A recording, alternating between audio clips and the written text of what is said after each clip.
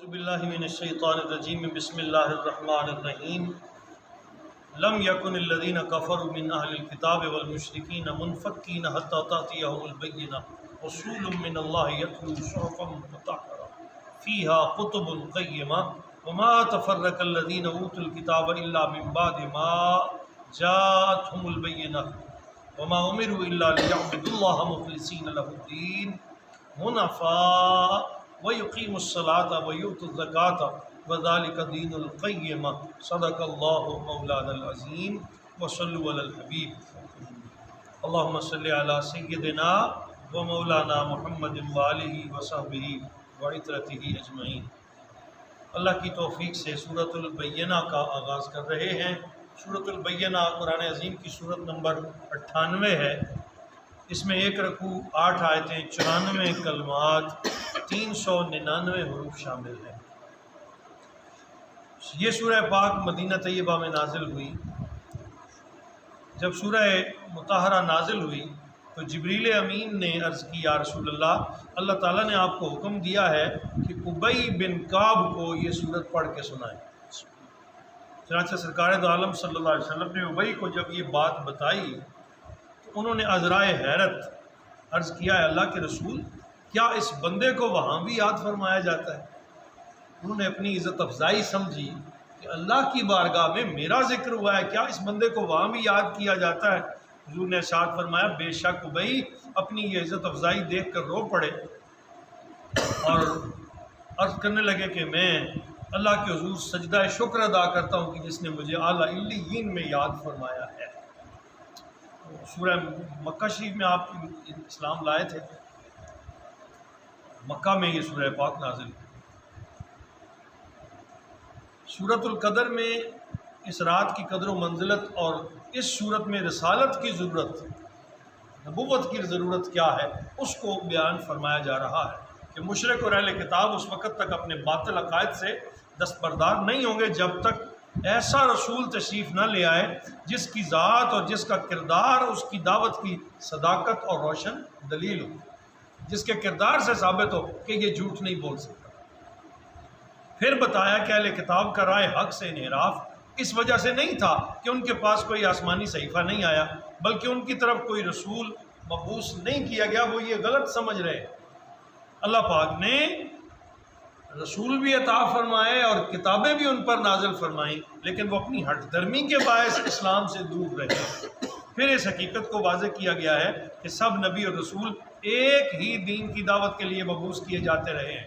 کوئی نبی نیا دین لے کر نہیں آتا تھا، بلکہ سارے نبیوں کی یہی پیغام تھا، لا الہ الا اللہ، اللہ کی توحید، اس کی وحدانیت کا اقرار اور اس مالک الملک کی پہچان کرانے کے لیے رسول تشریف لاتے رہے، جس کا خلاصہ یہ ہے کہ پورے خلوص اور یکسوئی کے ساتھ اللہ تعالیٰ کی عبادت، نماز کی اقامت، زکوٰۃ کی ادائیگی میں سرگرم رہو۔ جن لوگوں نے اس دعوت کو قبول نہیں کیا، اس پر عمل کرنے سے گریزاں رہے، وہ بدترین خلائق ہیں، لیکن جن خوش نصیبوں نے اس دعوت کو صمیم قلب سے قبول کیا اور خلوص سے اس کی ہدایات پر عمل کرتے رہے، وہ تمام مخلوق سے اعلیٰ اور ارفع ہو گئے۔ صحابہ جنہیں ہم کہتے ہیں رضوان اللہ تعالیٰ علیہم اجمعین، ان کی شان سب سے اعلیٰ ہو گئی کہ انہوں نے نبیوں کی آواز پر لبیک کہا اور اپنی آنکھوں سے نبیوں کا دیدار کیا۔ اس سورہ پاک میں یہ مضامین بیان ہوئے ہیں۔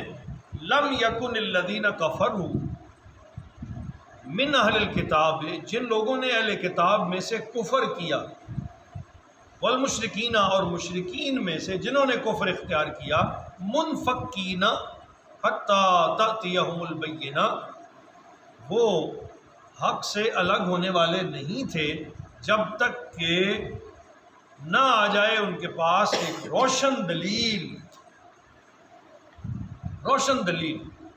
رسول من اللہ، اور وہ روشن دلیل کیا ہو؟ اللہ کی طرف سے رسول، اللہ کا پیغمبر۔ اس وقت تک حق کو ماننے کے لیے تیار نہیں تھے جب تک وہ روشن دلیل نہ دے۔ یہ جو کافر تھے، مشرکین تھے، اہل کتاب تھے، اور وہ روشن دلیل اللہ تعالیٰ نے رسول کی شکل میں نازل فرمائی۔ اس رسول کی شان کیا ہے؟ یتلو صحفا مطہرہ، وہ تلاوت کرتا ہے ان پر پاک صحیفے، جیسے تورات، زبور، انجیل اور قرآن عظیم، فیہا کتب قیمہ، جن میں لکھی ہوئی سچی اور درست باتیں جس پہ شک نہیں کیا جا سکتا۔ اللہ کے جتنے کلام نازل ہوئے صحائف کی شکل میں وہ منزل من اللہ تھے اور ان میں شک کی گنجائش نہیں تھی۔ یہ الگ بات ہے کہ تورات، زبور اور انجیل، کیونکہ اس کی حفاظت کا ذمہ اللہ تعالیٰ نے نہیں لیا تھا، مخلوق کے ہاتھوں چڑھے اور کئی رنگوں میں بدل گئے، پھر ان کی حقیقت ہی قائم نہ رہی۔ قرآن پاک کی شان یہ ہے کہ اللہ تعالیٰ نے اس کی حفاظت کا ذمہ خود لے لیا۔ یہ وجہ ہے کہ 14 صدیاں گزرنے کے باوجود آج بھی قرآن عظیم میں کوئی رد و بدل نہیں ہو سکا اور تا روز قیامت کوئی رد و بدل نہیں ہو سکے گا۔ وما تفرق الذین اوتوا الکتاب، اور نئی فرقوں میں بٹے اہل کتاب، الا من بعد ما جاءتهم البینہ، مگر یہ کہ ان کے پاس روشن نشانیاں آ گئی تھیں، وہ جانتے تھے۔ اور ایک مقام پہ اللہ تعالیٰ قرآن عظیم میں ارشاد فرماتے ہیں، اے میرے رسول صلی اللہ تعالیٰ علیہ وسلم، یہ اپنی اولادوں سے بھی بہتر آپ کو جانتے ہیں، جیسے اپنی اولادوں کو جانتے ہیں اس سے بھی بہتر ان کو آپ کا پتہ ہے۔ مانتے کیوں نہیں ہیں؟ مانتے حسد کی وجہ سے نہیں، بغض کی وجہ سے نہیں ہے، اناد ان کی وجہ ہے نافرمانی کی۔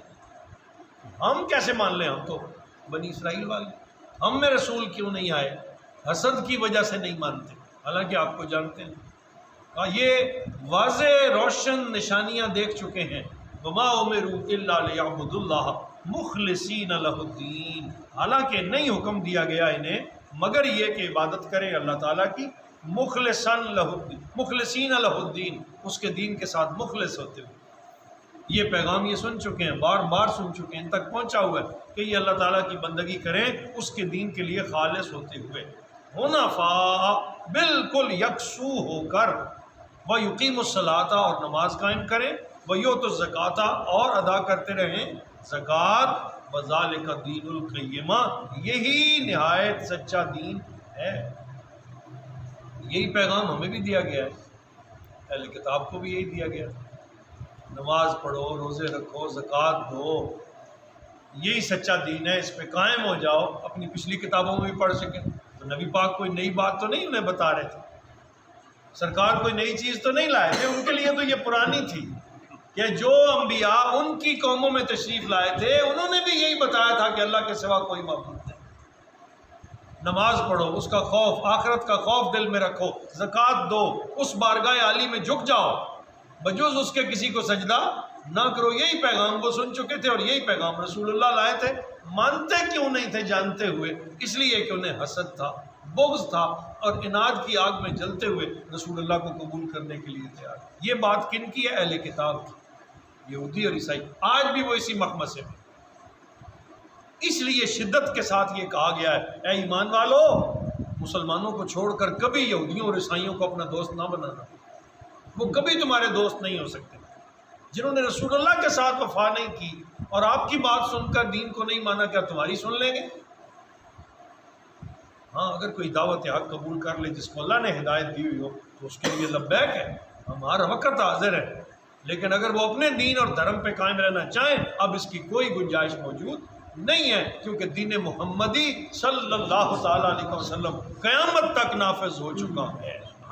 اب کوئی دوسری شریعت نہیں آ سکتی، کسی دوسرے کا پیغام نہیں مانا جا سکتا، اور یہ بھی ہماری ہٹ درمی نہیں ہے، یہ اللہ کا پیغام ہے۔ اللہ کریم فرماتے ہیں، انی رسول اللہ الیکم جمیعا، اے میرے نبی آپ صرف اپنی امت کے رسول نہیں ہیں، آپ ان سب کی طرف رسول بنا کر، آپ ساری کائنات کے رسول بنا کر بھیجیں گے، ساری مخلوق کے رسول بنا کر بھیجیں گے۔ پھر دوسرے مقام پہ کہا ارسلت الی الخلق کافہ، آپ ساری مخلوق کے رسول بنائے گئے۔ کون ہے جو تسلیم نہ کرے؟ جو نہیں کرے گا وہ کافر اور مشرک رہے گا۔ آپ خاتم النبیین صلی اللہ تعالیٰ علیہ وسلم ہیں۔ سرکار کی آمد طیبہ کا مہینہ جو ہے اس کی آمد ہے انشاءاللہ العزیز۔ پرسوں پہلا دن ہوگا، کل شام پہلی ربیع الاول کی ہے۔ اللہ تعالیٰ یہ باریں سب کو نصیب فرمائے اور ہمیں اپنے رسول صلی اللہ علیہ وسلم کی آمد پر بے پناہ خوشیاں منانے کی توفیق۔ وما علینا الا البلاغ۔